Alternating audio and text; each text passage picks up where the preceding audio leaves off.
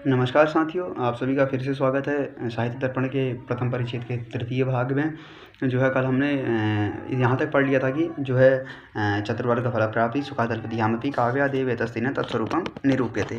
तो यहाँ तक हमने पढ़ लिया था। तो अब कह रहे हैं तो ये काव्य प्रयोजन बताते हुए कि इन्होंने कहा था कि जो है सुखाद अल्पदियामपि किं भवति चतुर्वर्ग फलप्राप्ति भवति अतएव अहम काव्य स्वरूपम निरूप्यते। ठीक, मया निरूपित। ठीक हो गया।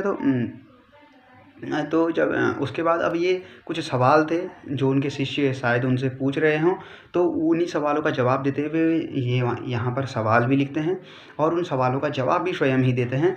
तो सबसे पहले सवाल करते हैं कि इनसे काव्य को पढ़ने से धर्म की प्राप्ति कैसे होगी। तो उसके लिए कहते हैं काव्या धर्म प्राप्तिर भगवन नारायण चरणारविंदस्तवादिना। तो कह रहे हैं काव्य से धर्म की प्राप्ति कैसे होती है। भगवन नारायण चरणारविंद स्तव आदिना, भगवान नारायण के चरणारविंदों के स्तव यानी पूजा इत्यादि से क्या होगा, आपको धर्म की प्राप्ति होगी। तो धर्म की प्राप्ति पूजा करने से, भैया धर्म की प्राप्ति अर्चना करने से कैसे हो जाएगी। तो उन्होंने कहा एक शब्दः सुप्रयुक्तः सम्यक ज्ञातः स्वर्गीय लोके च कामदुग् भवति इत्यादि वेद वाक्यभ्यश्च सुप्रसिद्ध है वह। यानी कहने का मतलब यह है कि अगर आप एक शब्द भी पढ़ लें, एक शब्द के बारे में एक शब्दः सुप्रयुक्तः, उसका अच्छी तरह से प्रयोग, उसके बारे में संपूर्ण अगर ज्ञान अच्छे तरीके से ज्ञान प्राप्त कर लें, तो वो स्वर्ग और इस लोक में जो है क्या होता है, कामधेनु गाय के समान। जैसे कामधेनु गाय के बारे में आपने सुना होगा, रघुवंश महाकाव्य में जो है कामधेनु गाय की जो पुत्री थी नंदिनी, जिसकी जो है जिनकी राजा दिलीप क्या करते हैं, सेवा करते हैं। तो जैसे नंदिनी सारी इच्छाओं को पूर्ण कर देती थी, वैसे ही वही गुण माता से ही पुत्री में गुण आए। इसका मतलब माता भी सारी इच्छाओं को पूरी करती होगी। उसी प्रकार से अगर आप एक शब्द का ज्ञान भी अगर संपूर्ण रूप से उसका कर लेते हैं, तो क्या होगा, आपकी कामधेनु के समान वो सब जगह आपकी इच्छाएं पूर्ण करेगा। तो फिर अगर आप ये तो एक पढ़ने को लेकर के है, यानी आप जानें चीज़ों को। आपका भले ही आपका कोई भी धर्म क्यों ना हो, यहाँ पर व्यक्ति का पढ़ करके भगवान के चरणों में उसका ध्यान करने से यहाँ पर अर्थ लगाया गया है। आप जीवन में कोई भी अर्थ है, किसी भी कार्य को अपना धर्म मान सकते हैं। धर्म मतलब आपका नियत कर्म, जिसे आपको करना है उस कार्य को आप करिए, तो वो आपका धर्म है। उससे भगवान की प्राप्ति स्वयं ही हो जाती है। ठीक है, उनकी पूजा करने से आपको क्या हो जाएगा, वो आपका धर्म है, आपका कार्य है। आप तो अगर आप अपना कार्य कर रहे हैं तो यानी आप अपना धर्म कर रहे हैं, आपका धर्म हो रहा है। तो धर्म तो ऐसे प्राप्त होगा। अब धर्म से अर्थ कैसे प्राप्त होगा, कह रहे हैं अर्थ प्राप्तिश्च प्रत्यक्ष सिद्धा। यानी अर्थ जो होगा, अगर आप धर्म करेंगे तो अर्थ की प्राप्ति स्वतः ही होगी। आप पढ़ा रहे हैं तो आपको ट्यूशन फीस मिल रही है, स्वयं ही मिल रही है। उसके लिए ये नहीं है कि वो ये थोड़ा पूछ रहे हैं कि आप क्यों ले रहे हो पैसे, या आप ज़बरदस्ती तो ले नहीं रहे हो। आप पढ़ा रहे हो तो आपको पैसे मिल रहे हैं। आपको ये अन्य कार्य कर रहे हो, आप कुछ भी कर रहे हो, तो उसका जो आपको धन मिल रहा है वो अर्थ प्राप्ति इस धर्म के द्वारा ही हो रही है। तो फिर कहते हैं काम प्राप्तिश्च अर्थ द्वारेव। तो काम प्राप्ति यानी आपने धर्म किया, फिर अर्थ किया, अर्थ कमाए, तो अर्थ से आपकी काम यानी काम इच्छाएं, आपकी जितनी भी इच्छाएं हैं वो संपूर्ण इच्छाएं किससे होंगी, अर्थ द्वार से। अर्थ द्वार से क्या होंगी, अर्थ के द्वारा आपकी सारी इच्छाएं पूरी हो जाएंगी। ठीक हो गया, धर्म से अर्थ, अर्थ से काम। फिर कह रहे हैं मोक्ष प्राप्तिश्च एतज्जन्य धर्म फल अननुसंधानात्। यानी अब मोक्ष की प्राप्ति कैसे होगी, तो मोक्ष की प्राप्ति के लिए कह रहे हैं क्या है, इन अनुसंधान धर्म, जो धर्म का फल है यानी अर्थ और काम। जब आप अपना धर्म करते जाते हैं, आप अर्थ और कामना कुछ नहीं होती आपके पास, तो क्या होता है, आपको उस यानी धर्म के जो फल हैं उनका अनुसंधान यानी अनुसंधान न करने से ही आपको क्या होती है, मोक्ष की प्राप्ति होती है। और मोक्षोपयोगी वाक्य व्युत्पत्त्याधायकत्वाच्च, मोक्षोपयोगी वाक्य व्युत्पत्त्याधायकत्वाच्च। ठीक हो गया। तो कह रहे हैं कि मोक्ष के, देखिए दो प्रकार से इन्होंने मोक्ष के मार्ग बताए। एक तो मोक्ष प्राप्तिश्च एतजन्य, यानी क्या कहते हैं, आप काव्य पढ़ रहे हैं या काव्य लिख रहे हैं, उसके बाद आपने क्या किया, उससे उत्पन्न धर्म, जो धर्म फल है, उससे जो आप काव्य पढ़ना आपका धर्म है, आप उसे पढ़ लें, उसके फल का अनुसंधान आपने नहीं किया कि क्या होगा कैसे होगा, बस आप उसका ज्ञान लेते गए और एक दिन ज्ञान की इतनी असीमित मात्रा होगी कि आप स्वयं ही मोक्ष के अधिकारी हो गए। तो इस प्रकार से भी आप मोक्ष की प्राप्ति कर सकते हैं, कह रहे हैं। और मोक्षोपयोगी वाक्य व्युत्पत्त्याधायकत्वाच्च, यानी मोक्ष के उपयोगी वाक्य जितने भी वेद उपनिषदों इत्यादि में मोक्ष के उपयोगी वाक्य हैं, उनकी व्युत्पत्ति का आधान करने से, यानी व्युत्पत्ति का आधान करने का मतलब हुआ कि आपने कहा कि सत्यम वद धर्मम चर कहा है, क्यों कहा है? जब आपकी इसकी गहनता में जाएंगे तो आपको लगेगा कि हाँ, सत्य बोलना उचित है। फिर आप उसको स्वीकार करेंगे। जब आप उसको स्वीकार करेंगे तो वो भी आपके मोक्ष तक पहुँचाने में एक मार्ग का काम करेगा और आपको मोक्ष प्राप्ति होने की गारंटी, चांस और ज़्यादा बढ़ जाएंगे।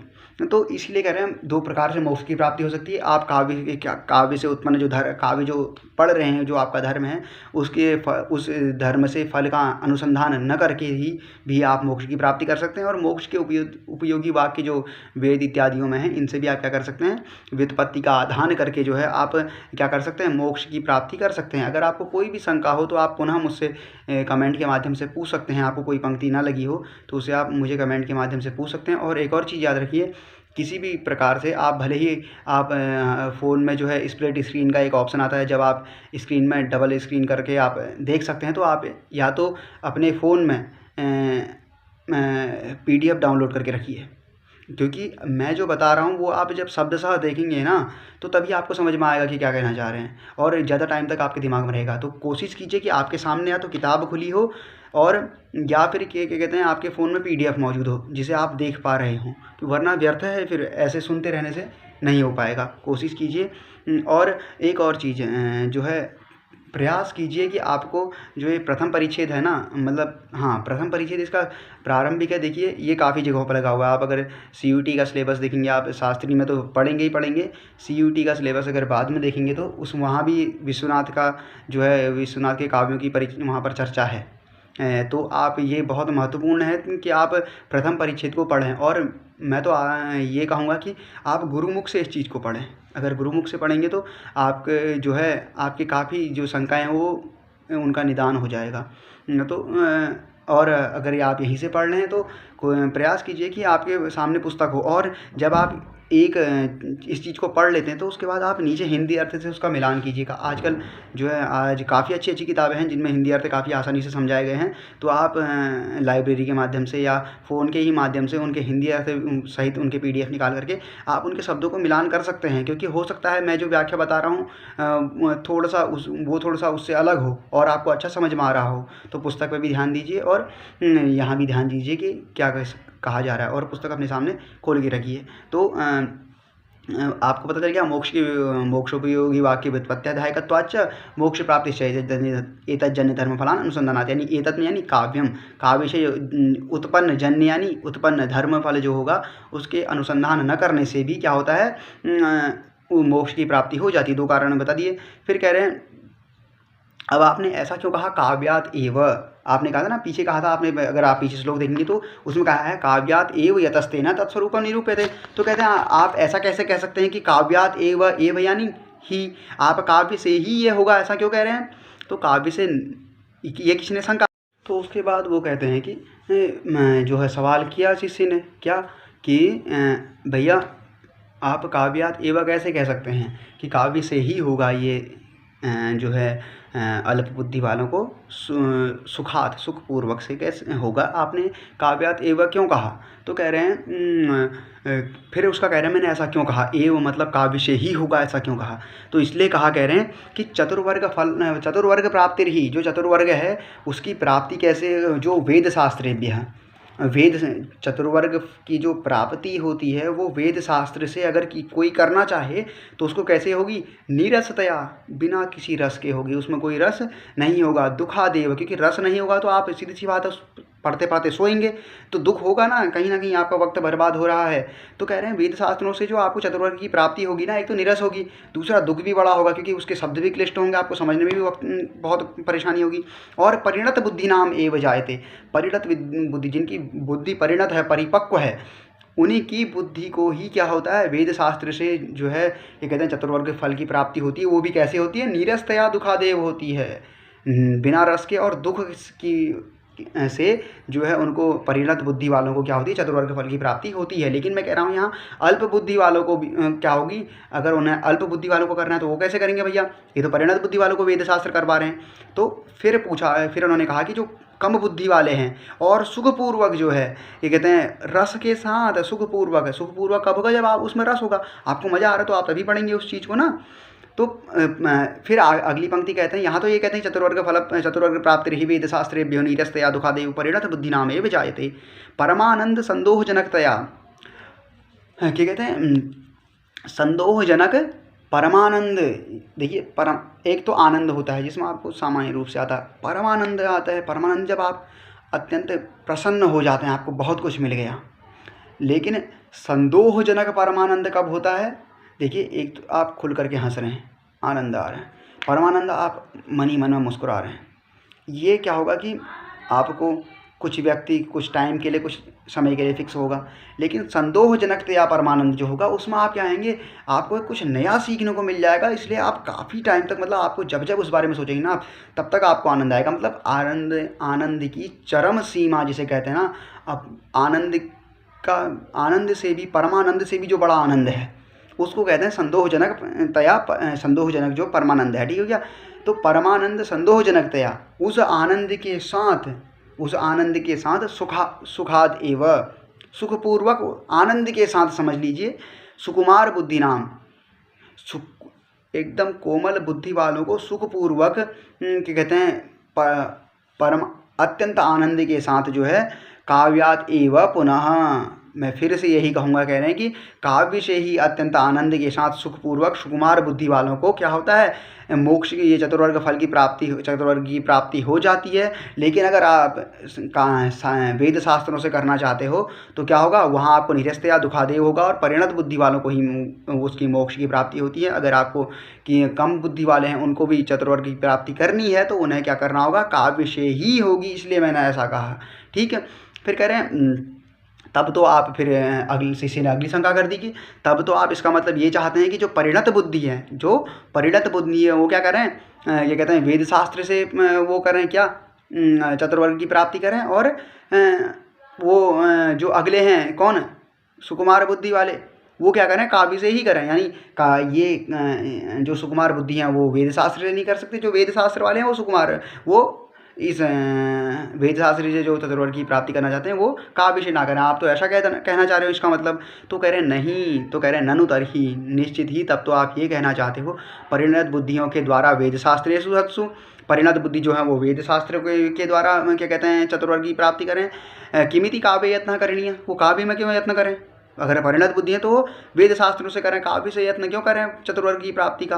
तो कह रहे हैं इत्यपि न वक्तव्यम, मैं ऐसा भी नहीं कहना चाहता हूँ, ऐसा नहीं कहना चाहिए, ऐसा आप गलत कह रहे हैं, मैं ऐसा नहीं कहना चाहता हूँ। क्या कहना चाहता हूँ? तो कह रहे हैं कटुकौषधोपशमनीयस्य रोगस्य, जो कटुक औषधि है, कड़वी औषधि है, उससे उपशमित होने वाला जो रोग है। देखिए ये कहते हैं कि जैसे कोई रोग है उसकी दवाइयाँ दो हैं, एक कटुक औषधि से उपशमन हो जा रहा है उसका, और एक सित शर्करा से। सित शर्करा यानी श्वेत, जो जिसे कहते हैं मिश्री कहते हैं। ठीक? तो एक रोग है जो कटु औषधि से भी उपशमित हो जा रहा है, और मीठे यानी शक्कर से भी क्या हो जा रहा है, उपशमित हो जा रहा है, यानी उसका वो खत्म हो जा रहा है रोग। तो कश्यवा रोगिणः कह रहे हैं कटुकौषधोपशमनीयस्य रोगस्य सित शर्करोपशमनीयत्वे कश्यवा रोगिणः, कौन ऐसा रोगी है? कह रहे हैं सित शर्करा प्रवृत्ति शादी यशी निषाद। अगर एक रोग का निवारण कटु औषधि और मीठी औषधि दोनों से हो जा रहा है तो कह रहे हैं वो कौन रोगी होगा जो ये नहीं चाहेगा कि वो सित शर्करा खाए, यानी वो मीठी दवाई से ठीक हो जाए।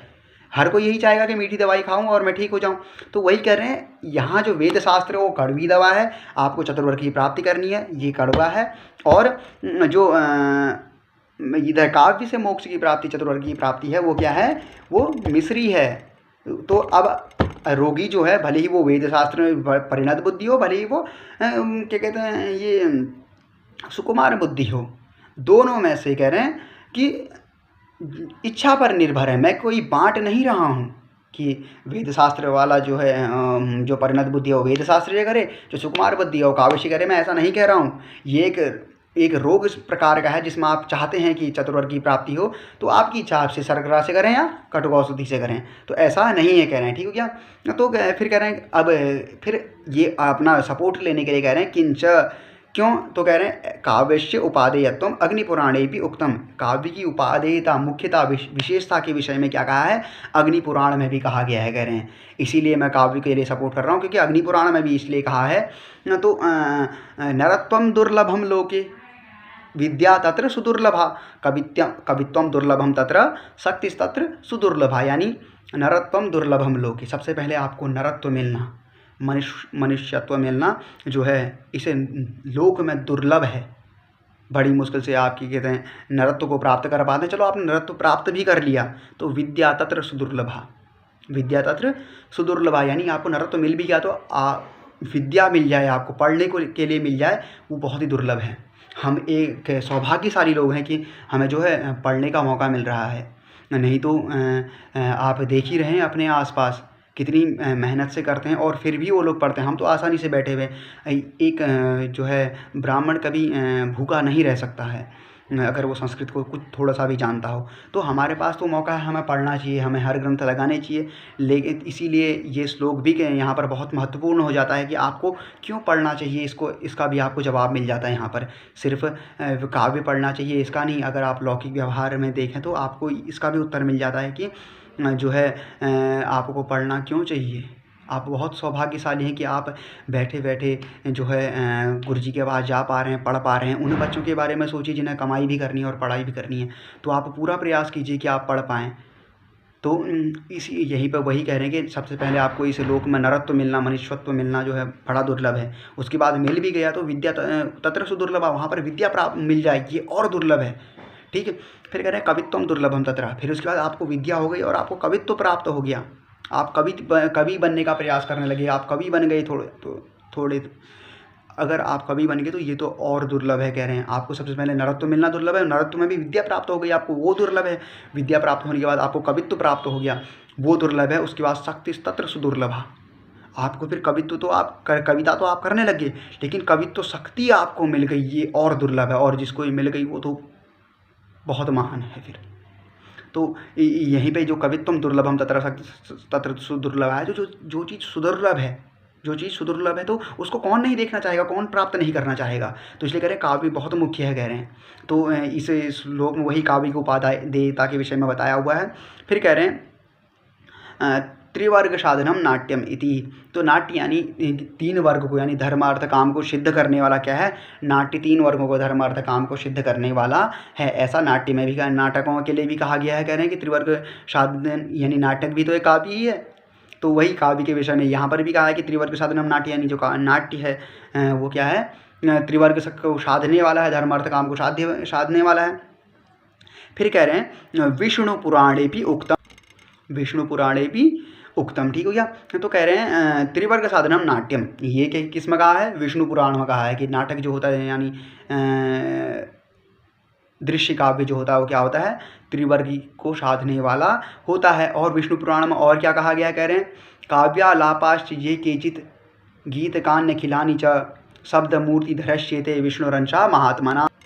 तो कह रहे हैं क्या कह रहे हैं, कह रहे हैं कि काव्य के जितने भी आलाप हैं, काव्यालापाश्च ये केचित गीत कान्य खिलानी च शब्द मूर्ति धरश्येते विष्णुरंशा महात्मना, महात्मना कह रहे हैं। तो कह रहे हैं काव्य के आलाप यानी काव्य के जितने भी भेद हैं, महाकाव्य, खंड काव्य, गीत काव्य, दूत काव्य, जितने भी भेद हो पाते हैं इसके, वो सभी, और केचित गीत कान्य अखिलानी चाहिए, जितने भी गीत स्तोत्र जितने भी श्लोक हैं, जो कुछ भी हैं, कह रहे हैं जितने काव्य के आलाप जितने भी श्लोक स्तोत्र गीत इत्यादि हैं, कह रहे हैं ये सभी क्या हैं, शब्द मूर्ति धरा, जो शब्द मूर्ति रूपी हैं, जो भगवान कौन है, अब महात्मन विष्णु अंशा, जितने भी ये काव्य के आलाप भेद इत्यादि हैं, कह रहे हैं कि संपूर्ण जो गीत हैं वो शब्द मूर्ति रूप जो भगवान विष्णु हैं उनके क्या हैं, अंश हैं। अब भगवान का जो अंश है यानी वो मोक्ष प्राप्त तो कराएगा ही ना, आपको कुछ ना कुछ, जो चीज़ भगवान का अंश है तो कुछ ना कुछ आपका भला करेगी। तो ये भी काव्य के अंतर्गत आता है, पीछे बता दिया गया है, ठीक है। काव्यांगतया काव्य फले रे फलत्वम, तो ये भी काव्य है, तो ये भी विष्णु का अंश है, ये विष्णु का अंश है, तो अवश्य में भी आपको चतुर्वर्ग की प्राप्ति करवाएगा, ये निश्चित हो गया, ठीक हो गया इति। तो यहाँ पर इन्होंने अपनी इस बात को खत्म कर दिया। अब कह रहे हैं तेन केन हेतुना, काव्य से जो चतुर्वर्ग की प्राप्ति होती है, इस कारण से कह रहे हैं तस्य काव्यस्य, उस काव्य के स्वरूप का निरूपण करते हैं जिससे आपको चतुर्वर्ग फल की प्राप्ति होती है, ठीक हो गया।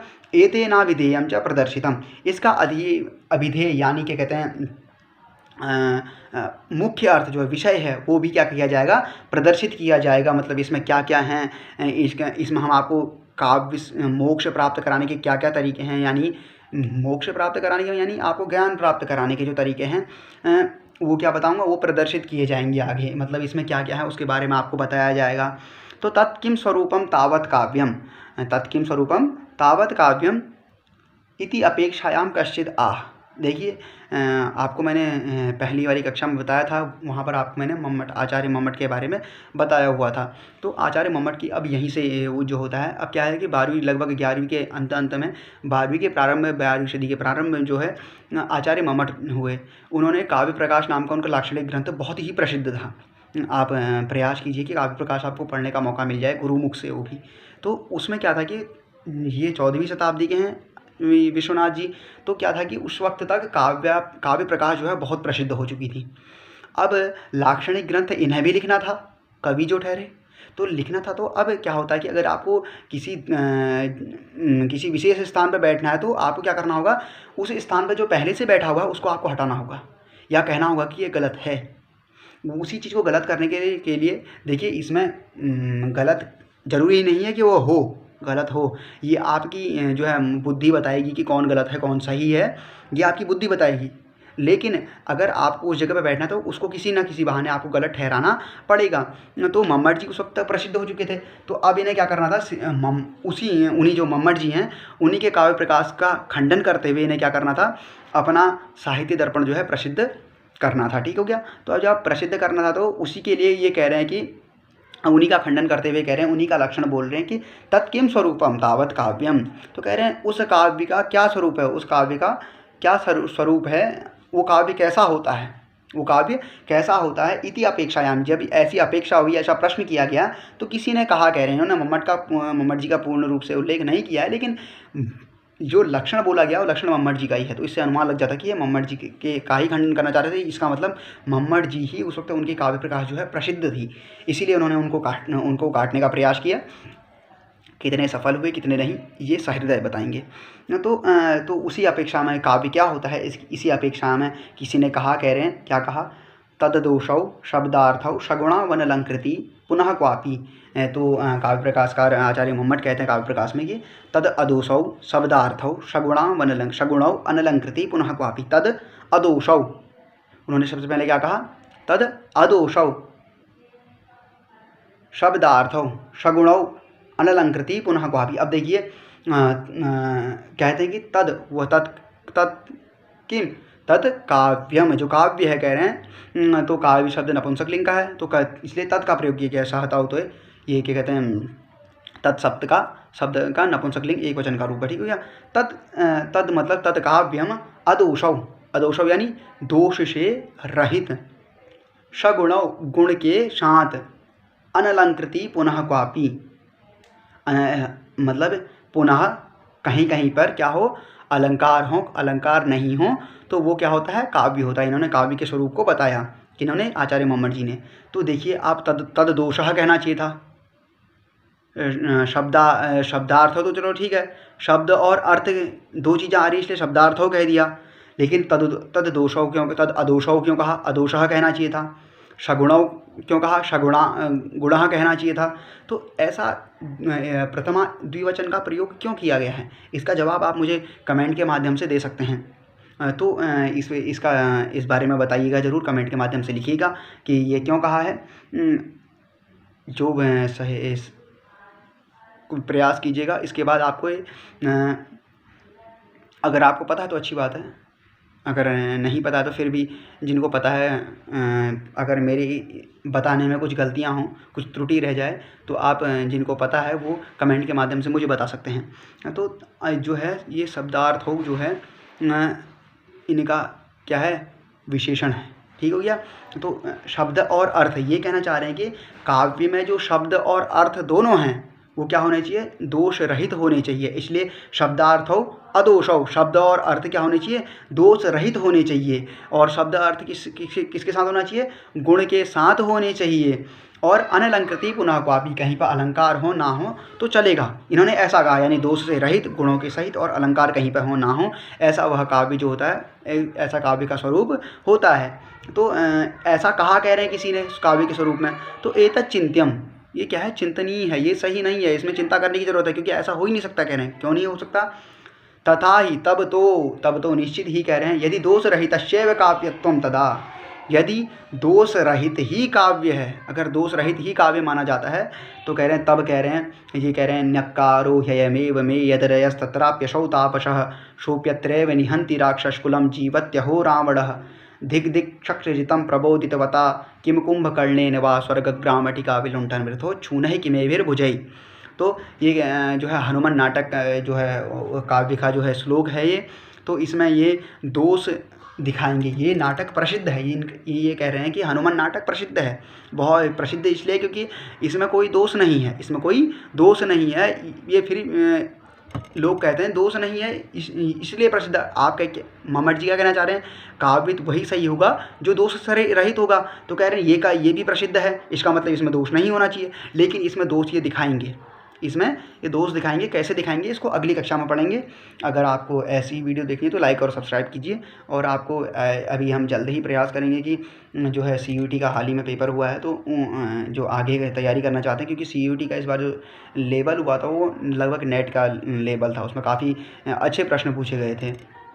तो हम अगर आप लोगों को कभी सही लगे तो प्रयास कीजिए, कमेंट के माध्यम से मुझे ये बताइएगा कि कब करें, क्योंकि काफ़ी जो है उसका लेवल काफ़ी अच्छा था। अगर जो मेहनत करने वाले हैं ना उनको उनके लिए वो बहुत अच्छा पेपर आया था, और जिन्होंने उस बारे में थोड़ा कम जानते हैं तो उनके लिए काफ़ी बड़ा लेवल था उस पेपर का। तो उस बारे में भी, उसमें भी एक वीडियो बनाई जाएगी। अगर आप कमेंट में लिखेंगे कि हमें वो वीडियो चाहिए, तो मैं बिल्कुल प्रयास करूँगा कि वो पूरा एक पेपर आपको सॉल्व करके बताया जाए कि कैसे प्रश्न आए थे इसमें CUET में। तो धन्यवाद। आप लोग जो है अगली क्लास में फिर मिलते हैं।